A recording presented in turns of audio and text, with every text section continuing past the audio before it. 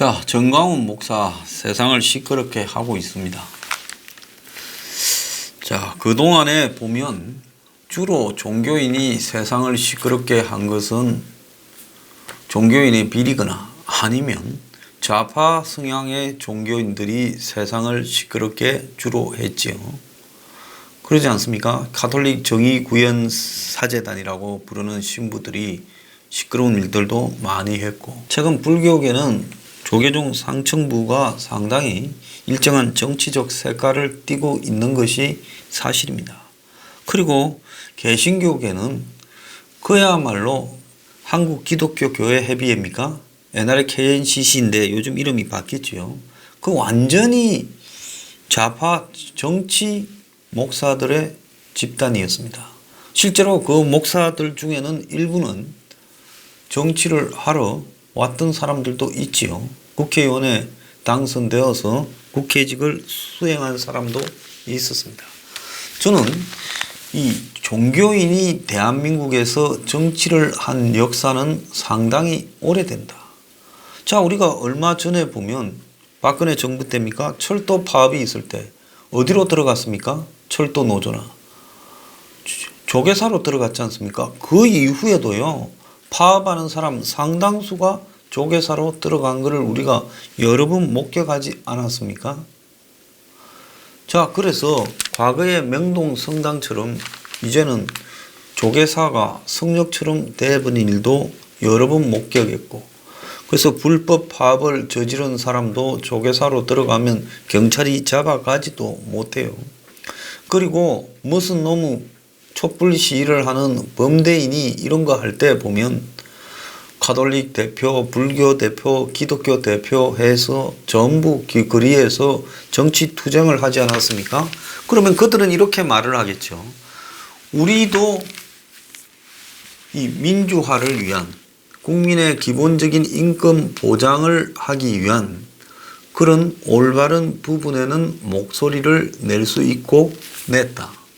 근데 우리가 그런데 목소리 낸 것과 지금 정광훈이가 목소리 내는 것은 다르다. 그들은 아마 그렇게 이야기할 겁니다. 민주화, 국민의 인권, 또 부패 정치인 척결, 이런 거를 만들기 위해서 종교인도 나섰다라고 이야기를 할 거예요. 그런데 객관적으로 보면 그들도 그 말을 하면서 한 색깔을 가진 좌파 단체, 또 좌파 정치인, 특정 정당과 연결되어서 했기 때문에 반대쪽 입장에서 그쪽을 보면 그들이 주장하는 사회 보편적인 이 정당함이라는 것이 반대쪽 입장에서 보면 정권을 허물고자 하는 세력에 이렇게 동참해서 정치활동을 하는 거라고 해석될 수 있는 겁니다. 지금 정광훈 목사를 두고 시끄러운데요. 정광훈 목사 저도 잘 압니다. 만난 적도 있고요. 자, 그런데 그분이 한국의 대표가 하는 정치 목사인 것은 사실입니다. 저는 솔직히 말하면 정치에 관한 기본적인 견해만 표시하고 구체적인 정치인을 누구를 지지하거나 이렇게 하는 부분에 대해서는 안 했으면 했어요. 홍준표 지지하고 안철수 지지하고 장성민 지지하고 황교안 지지하고 그러는 부분에 대해서 별로 좋다고 생각을 안 합니다. 그리고 더 나아가서 기독교 민주당을 만들었으면 그 당을 키워가든지 차라리 기독교 정신에 입각한 정당으로, 그것도 아니고 또 지지는 또 딴 데예요. 그럼 그대로 또 총선에 가면서, 그래서 그런 부분에서 내 견해차가 있어서 안 본 지 오래됐어요. 자, 그렇지만은 성경에 나와 있는 말대로 너희들 중에, 종교인들 보고 이야기하는 겁니다. 대한민국에 죄짓지 않은 자 있으면 정광훈이한테 돌을 던지라네, 이 말을 한번 하고 싶어요. 지금 여기저기서 나와서 이제 정광훈을 공격하는 종교계 인사들이 많아요. 특히 기독교계부터 시작했어요. 그런데 마찬가지로 그렇게 말하는 사람 당신 뒤를 틀어보면 당신은 특정한 정치적 배경이 없느냐는 겁니다. 기억을 할 겁니다. 국정원 매직원 무슨 사건이 벌어졌을 때 2013년 내내 가톨릭 성당에서 박근혜 하야하라고 미사 드리고 행진하고 안 했습니까? 신부들을 앞장 세웠어요. 지금 이 정권 들어서 함세웅 신부 같은 이런 사람들을 보면 거의 정권의 자문역이잖아요. 자, 북한하고의 관계에서 이 불교가 왔다 갔다 많이 하잖아요. 그 중에는 보면 거의 북의 좀 에이전트처럼 보이는 사람도 있어요. 자, 종교가 이런 일을 해온 지가 얼마나 오래됐습니까? 자, 개신교 목사들 중에도요, 그야말로 완전히 좌파 성향을 띠고 있는 목사도 있습니다. 자, 특정한 이 정치 성격을 가진 목사는 정치를 해도 목사 자격을 가지고 괜찮고, 특정한 정치 색깔을 가지고 있는 목사는 정치적 발언을 하거나 문재인 물러가거나 하면 그게 문제가 되는 거, 이게 옳은 거냐는 겁니다. 정광훈 목사가 오늘 11시에 프레스센터에서 회견하고 청와대 앞 분수대에서 릴레이 단식 농선에 들어간대요. 문재인 하야하라고요. 자, 저는 그분과 생각이 다른 것도 좀 있지만은 남이 안 할 때 그런 말을 한다라는 부분 그 자체는 평가하고 싶습니다. 다만 기성 정치인 누구를 지지하고는 좀 안 했으면 좋겠다라는 생각은 확실히 하고 있어요. 그렇게 하게 되면 본인이 가지고 있는 정치적 소신, 자, 종교인이라도 정치에서 무관할 수 없습니다. 왜냐하면 종교가 결국 정치가 지배하는 세상의 대중들을 마음을 다스리고 위로하는 역할을 수행해야 되기 때문에 그런 부분에서 종교인이 정치에 완전히 무관심할 수 없겠지요. 그래서 이번에 보니까 정광훈 목사 스스로도 이야기를 했는데 디트리 본 헤프라고 독일의 루트교 목사가 있었죠. 독일의 가톨릭이나 로마 가톨릭까지도 한때 히틀러에 협조하지 않았습니까? 그래서 많은 나치 잔당들이 가톨릭계를 이용해서 해외로 탈출하고 특히 가톨릭세가 센 남미의 아르헨티나나 파라과이 이런 나라들에 숨어들어서 살기도 했잖아요. 자, 그런데 그때 이 본 헤프 목사는 히틀러 암살에 가담을 했습니다. 그래서 암살을 위한 작전에 자기도 가담했다가 체포되어서 결국은 깜빵으로 갔지요. 깜빵에서 고문도 받고 그래서 히틀러가 망하기 불과 몇십일 전에 총살을 당했습니다. 근데 디트리 본헤프 목사가 이렇게 말을 했습니다. 자, 미친 운전자가 차를 몰고 사람을 폭주하면서 죽이고 있는데 목사가 죽은 사람들의 장례식에 위로나 보내는 게 목사의 역할이냐? 아니면 그 죽이는 미친 폭주 운전사를 끄집어내어서 제거하는 게 목회자의 역할이냐? 하고 말을 했습니다. 자, 지금 문재인을 반대하는 시각에서 바라봤을 때는 나라를 북에 갖다 바치고 그리고 독재를 하면서 민주주의 시스템을 파괴시키고 있다고 보고 그들이 말하는 서민을 위한 정치는 전부 무식하거나 위선이나 거짓이라고 보고 있습니다. 저 역시 그 부분에 대해서는 똑같이 공감을 합니다. 아마 정광훈 목사도 똑같은 시각을 가질 거라고 보고 있어요. 그런 사람의 입장에서 봤을 때 문재인이 더 오래가고 이런 정권이 계속 승계해서 앞으로 대한민국을 지배한다면 대한민국은 몇 년 안에 없어질 수 있다. 북한의 김정은에게 합병될 수도 있다라고 생각을 합니다. 그래서 대한민국 정체성을 지켜야 된다는 사람은 6월 21일 날 황장수 집회에 가서라도 이거 정말로 좀 소리 높여서 싸워야 되겠다. 그리고 한국당이나 황교안이 이런 부분에 대해서 투쟁하지 않는 부분에 대해 엄청난 불만을 가지고 있습니다. 자, 그런데 여기서 이제 반대쪽에서 봤을 때는 수구 꼴통이고 막말이고 어쩌고 하겠지요.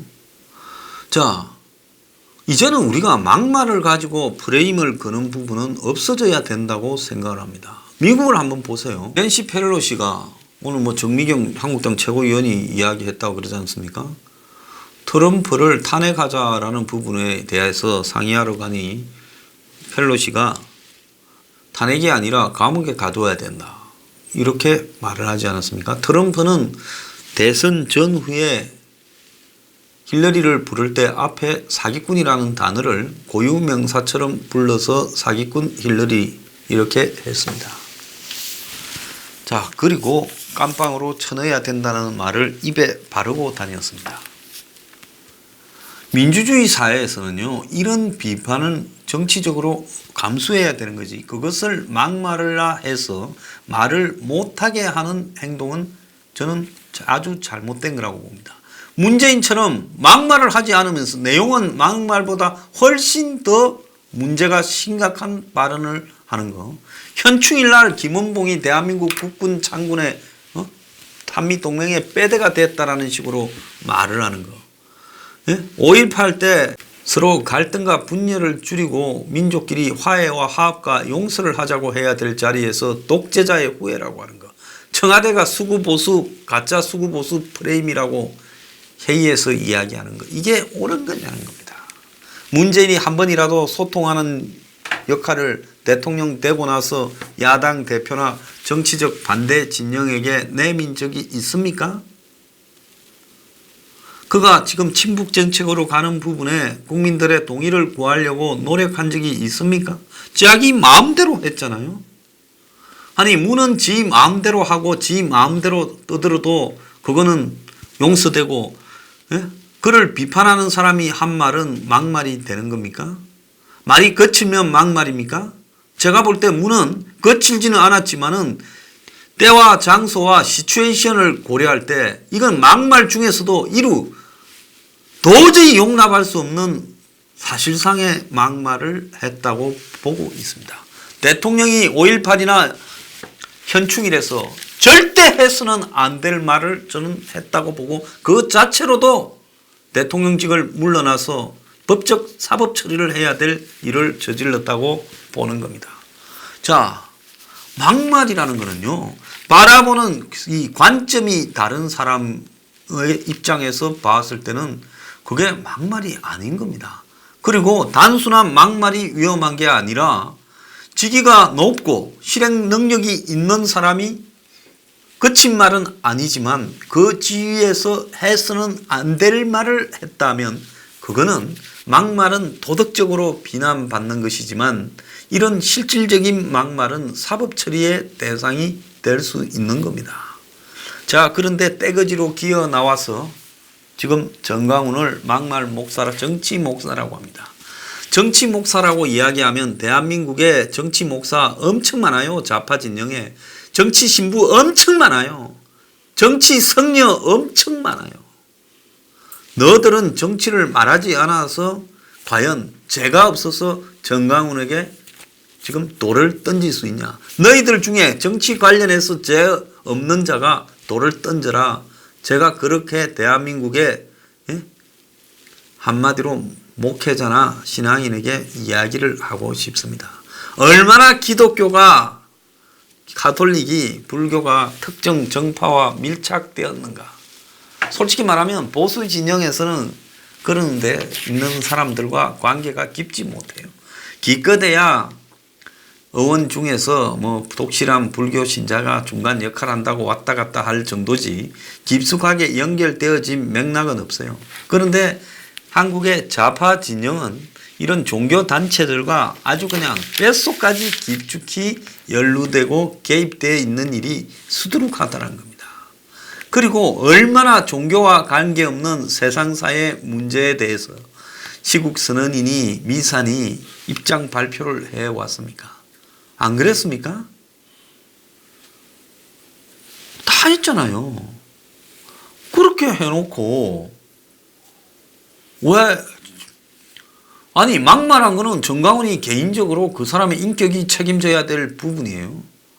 그런데 그 사람의 수준이 말을 거칠게 하고 그 사람이 또 정치를 갖다가 노골적으로 하지만 저는 노골적으로 하지 않고 뒤에 숨어서 그야말로 정치와 붙어먹는 우리 사회의 수많은 성직자들이 지금 깔려 있지 않습니까? 성직자들 중에요. 정부의 위원회에 참석해 있는 각종 문 정권이 적폐청산이니 뭐니 하고 만드는 위원회에 참석해 있는 수당받고 봉급받는 성직자들이 몇 명인지 한번 통계내 좀 내보세요.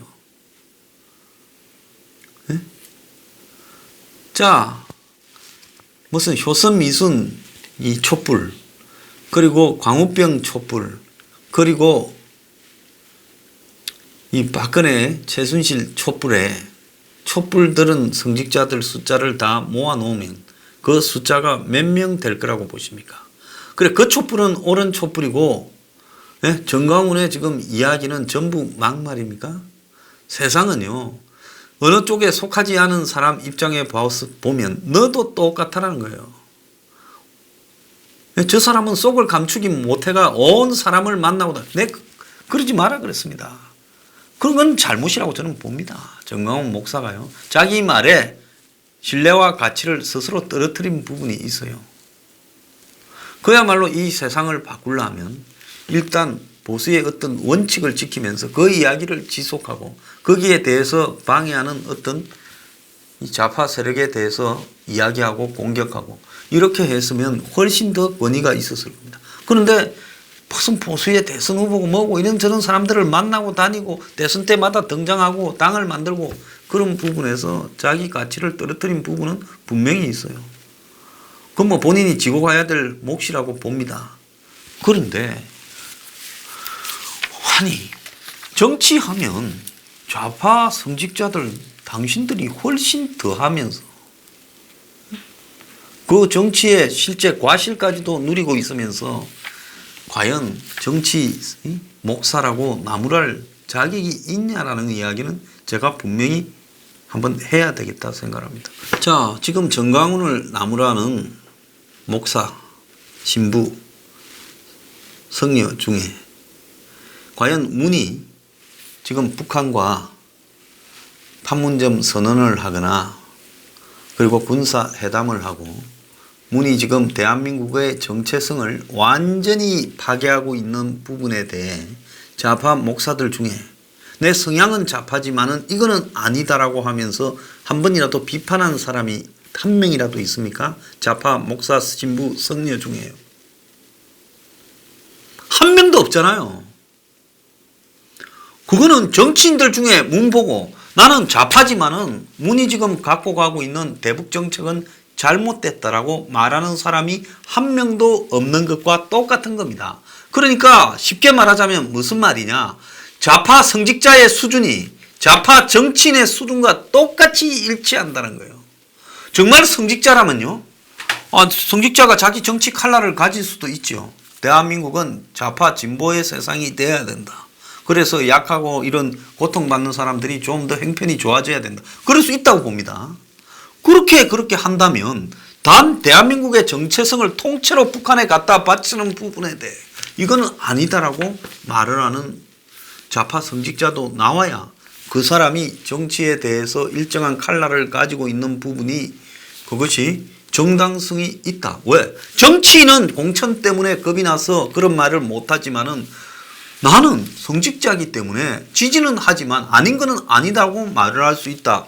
이래야 정치 성향을 가지고 있지만은 양심적인 좌파 성직자가 되는데 대한민국에는 그런 성직자가 눈을 씻고 찾아봐도 단 한 명도 없다라는 겁니다. 문의 소주성이 대한민국에 없는 사람들을 얼마나 자살하게 만들고 무너뜨리는가에 대해서 말하는 성직자 하나도 없어요. 과거에요. 김수환 추기경이 존경을 받았던 것은 국민 다수가 경제 성장도 중요하지만은 말할 수 있는 권리, 그리고 정권을 비판할 권리, 민주주의를 신장시킬 권리를 억압하는 정권에 대해 이렇게 싸우다가 명동성당으로 갔을 때 김수환 추기경이 나섰습니다. 그때 뭐라 했습니까? 나부터 신부, 수녀 다 들어 누울 거니까 우리를 밟고 가서 잡아가라. 그럼 경찰이 못 들어갔죠. 전두환 정권 때도 그 진입을 못했어요. 그리고 박정희 유신 때도 그런 부분에 대해서 이 개입을 못했어요. 그건 뭔가 하면 한 분야에서 사회를 성장시키는 필요가 있었지만은 그래도 그 사회에 민주주의를 주장하는 사람을 존중을 해야 되는 거죠. 근데 그들에게 탄압을 한다 생각했으니까 김수환 추기경이 그런 말을 했던 겁니다. 그때는 사회의 다수가 지지를 했어요. 그렇지만은 김수환 추기경이 민주화가 일정 정도로 되고 난 이후에 성당을 바탕으로 정치하려고 하는 부분을 일체 금지시켰고, 더 나아가서 지나치게 본인이 돌아가시기 직전에는 당시 노무현 정권에서 지나치게 대한민국을 우려스러운 방향으로 몰고 가려고 하는 부분에 대해 우려의 이야기를 했습니다. 그러니까 좌파들이 김수환 추기경을 어떻게 비판했습니까? 저도 영감이 늙어서 정말 좀 돌았다. 이런 식으로 빈정거리기도 하고요. 별의별 비판을 했습니다. 그런데 그분이 정작 돌아가셨을 때요. 말 없는 다수의 국민들은 가톨릭 신자든 아니든 간에 명동 성당을 몇 배를 이렇게 감으면서 그분을 추모하려고 했어요. 이거는 뭔가 하면요. 종교인이 정치적 어떤 발언을 하고 정치적 입장에 뛸 때는 종교적 관점에 기반해서 그 시대의 대중들의 정말 고통을 안는 쪽으로 말을 해야지. 이제는 종교인들이 거의 정치꾼처럼 되어버려서 툭 하면 정치에 개입하는 상황에서 정강훈을 네가 문제다라고 말하고 돌 던질 수 있는 좌파 정치인이 있는가? 정강훈이 정치 목사지만은 그에게 돌을 던질 수 있는 양심도 없다라는 겁니다. 제가 하고 싶은 말이 그거예요. 잘 생각해 보길 바랍니다.